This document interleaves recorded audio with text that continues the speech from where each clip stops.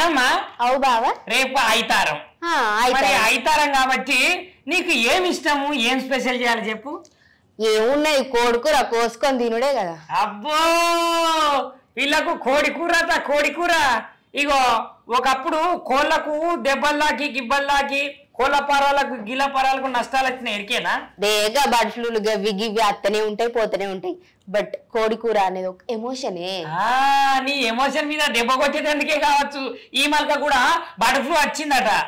ఎన్నిసార్లు వస్తుంది ఈ బర్డ్ ఫ్లూ ఈ అబ్బాయి నా పారానికే ఉన్నది కోడి కూర తిన్ననిత్తనే లేదు ఇగో గందుకనే బర్డ్ ఫ్లూ వచ్చింది కాబట్టి కొంచెము కోళ్లకు కోడిగుడ్లకు అట్లనే కోడి కూరకు మస్తు దూరం ఉండాలి పిల్ల నువ్వేమో కోడి కూర అనగానే అబ్బో మా బావ తెచ్చిందని పొట్ట చింపుకొని మంచిగా కుక్కుకొని మంచిగా ఇంత తింటుందిలా కాకపోతే ఈమెకి ఎరకలేదు బర్డ్ ఫ్లూ వచ్చిందని ఎరికేనా నేనేం గంత బట్టలు ఇప్పుకుంటలేదు గట్ల రోగాలు వస్తానే అంటే నేను కూడా తినుకుంటూనే ఉంటా ఇక వాళ్ళు కూడా ఉంటారు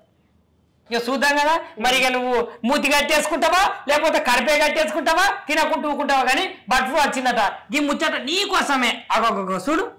ఇవనులా అప్పుడెప్పుడో ఒకసారి కోళ్ళ ఫారంలకు మస్తు గనము వైరస్ సోకి అప్పుడు కోళ్లను తక్కువ ధరకే అమ్మిర్రు గట్లనే ఎట్లా పడితే అట్లా కోళ్ళ కుప్పలు తయారయ్యి వాటిని అయితే పడేసిరు కదా ఇగో ఇప్పుడు కూడా సేమ్ గట్లనే మళ్ళొక మళ్ళక కోళ్ళ పారాలకు కోళ్ళ కంపెనీలకు కోళ్లకు మళ్ళా రోగం వస్తున్నదట ఆ రోగం ఏంటంటే బర్డ్ ఫ్లూలా అప్పుడెప్పుడో బర్డ్ ఫ్లూ వచ్చినప్పుడు అందరూ చికెన్ తినడు మానేసిరు కదా ఇగో ఇప్పుడు మళ్ళొక మల్కనైతే తెలంగాణ రాష్ట్రంలో బర్డ్ ఫ్లూ అయితే కలకలం రేపుతున్నదట ఈ ముచ్చట ఎక్కడ జరిగిందంటే